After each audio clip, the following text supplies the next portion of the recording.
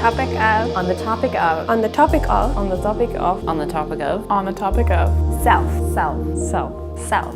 Self. Self.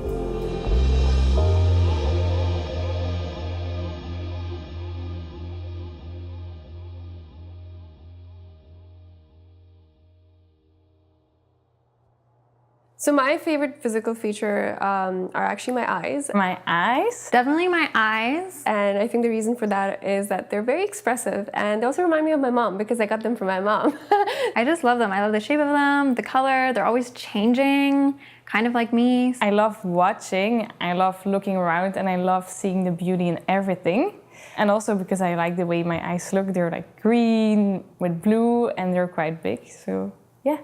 I think in a day and age where vulnerability is not given as much importance as it should be, I think it's nice to be expressive without words. Another one, which is kind of a recent physical feature, is that my body has gotten a lot more curvy.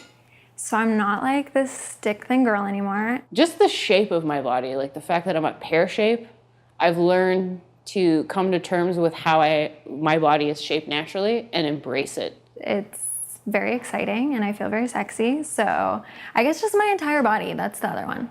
Yeah. I kind of like my stomach, which is like a nice thing. It's like if I'm naked, I'm like looking at my stomach, which is fun. And I like my feet. And then for obvious reasons, like I like my face too, because I like my smile and I think it makes me feel good. So I hope it makes others feel good too.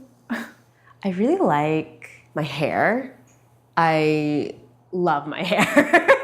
I like actually take the time out to make sure that I like am really taking care of my hair. Like it's like this funny thing that I do where like I'll be like, oh, I can't really wear, like I can't put bobby pins in, and like my friends will be like why? And I'll be like, because it's like, it sounds like I'm showing off, and I kind of am showing off. And I'm like, it's so silky, so that I can't put bobby pins in.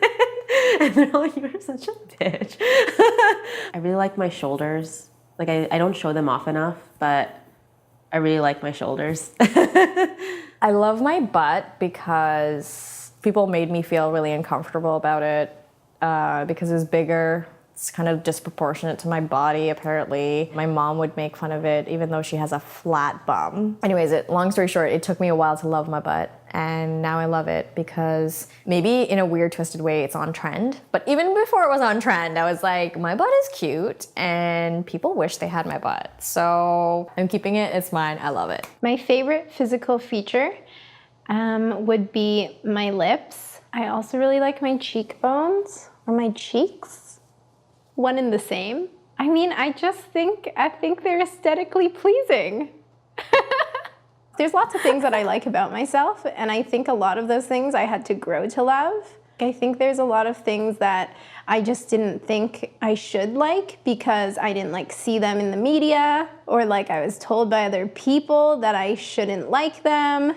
Some guy in high school asked me how it was like to see in widescreen.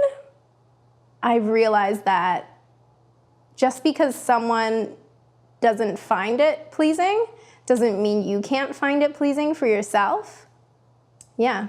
I think I'm still friends with that guy on Facebook too, so. Good job, me.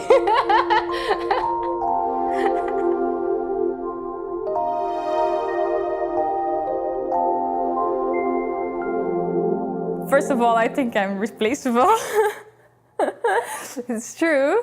I'm like super good at laughing at my own jokes. I really like it. People say that I'm funny, so I really pride myself on like making someone laugh. I think I'm also a very curious person and a very, very loyal person. Yeah. Like when I was a kid, I would not be able to like sit still in a chair.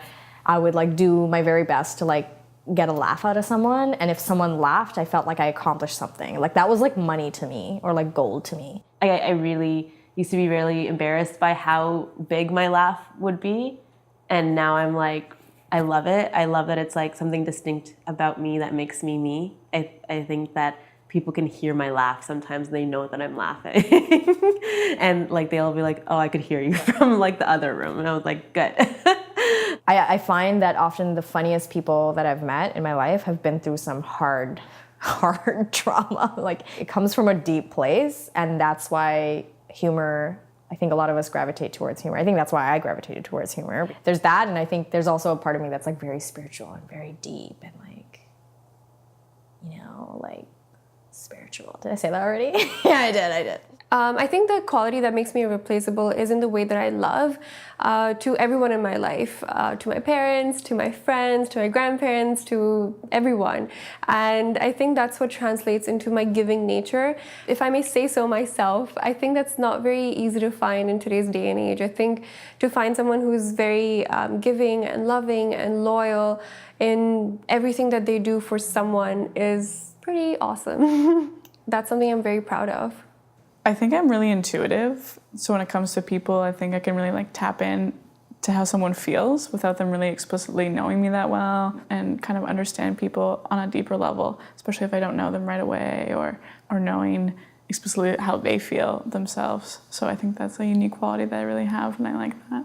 One thing about me that I think is irreplaceable is the fact that I'm able to blend in with pretty much any crowd. I would consider myself really friendly and approachable, and I think I have a very friendly and approachable face. My bluntness, which has gotten me into trouble sometimes, but if you want an honest answer about something, you are definitely going to get it from me. If something sucks, I will tell you that it sucks, and I will tell you to your face. I tend to wear my heart on my sleeve, and it gets me in a lot of trouble, but it makes me very approachable and easy to talk to. And I've also been told that I'm a bit of an old soul. So I think that's another quality where people tend to come to me a lot for advice and comfort and help. And obviously that makes me feel amazing, but it's also really beautiful that people appreciate me and want to hear what I have to say. It's almost like you're supposed to be humble about these qualities, but I know I'm an empathetic person. Like, I know I'm an incredible empathetic person, and I like to see everyone's sides, and I'm very sensitive as well. And I think there's like a culture around like being hard, and like I'm not. Like, I'm very sensitive, and I like being sensitive, and I don't want anything to ever take that away, and I don't ever give anyone that power over me to like make me this cold person. I make sure that I tell myself every day, if someone hurts me, it's not about me being weak. It's about them being someone that hurts you. Like, it's not about you. You can be as sensitive and soft as you want to be. So why would I ever change that? I think what makes someone irreplaceable, and what I think makes like me irreplaceable, is just like my whole being. No one can be replaced because it's all those different personality traits and all their thoughts and their opinions that make someone wholly unique. And so I don't think you can distill it down to a personality trait, but I want to say just by being who I am is what makes me irreplaceable.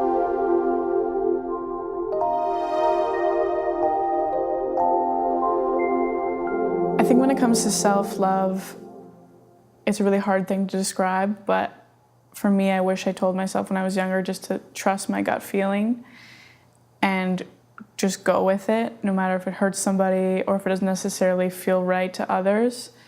Because if you don't, you're just lying to yourself, and you'll actually end up hurting other people that surround you. And that's not true to you, or it's not true to what you should be doing with other people. So trust your gut. I would tell my younger self to put self-love at the very top as her priority, because loving yourself is extremely important. It's the first thing that needs to happen before you can love anyone else.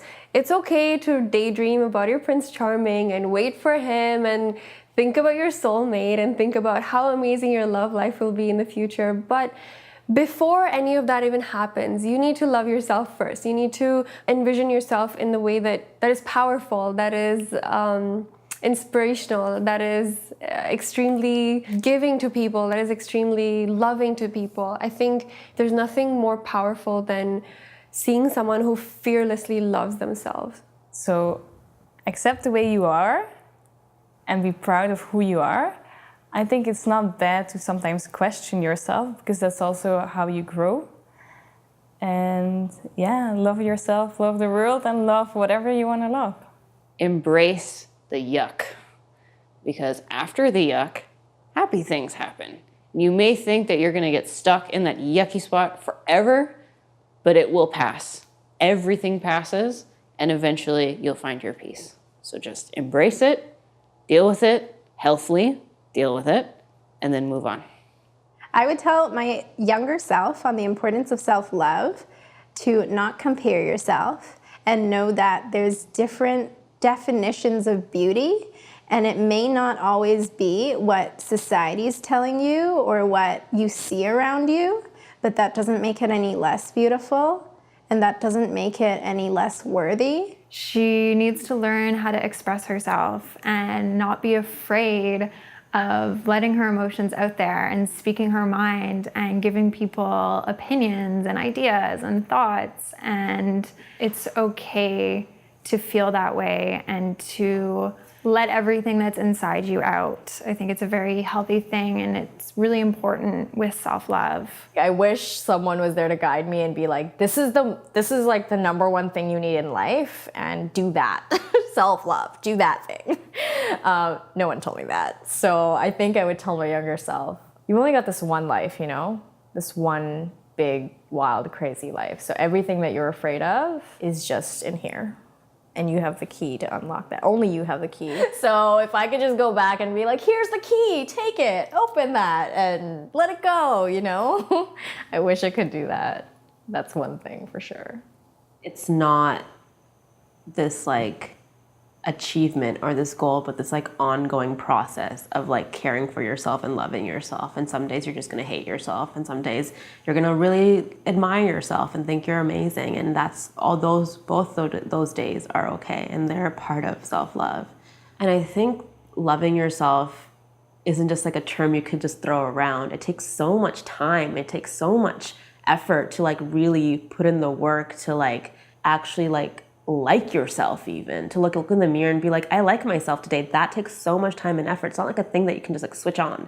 And to tell my younger self, like, it's gonna be a journey. Like, it's gonna be a journey, and there are gonna be days that you hate yourself, and there's gonna be days that you think you're amazing, and that's okay. Like, all those things are related to one another.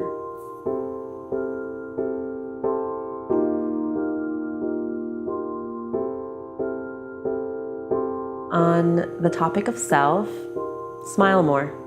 On the topic of self, go deeper. On the topic of self, you are you. On the topic of self, put yourself first. On the topic of self, trust that you know what's best for you. On the topic of self, find your own way. On the topic of self, you are beautiful. On the topic of self, there's only one of you. So treat yourself.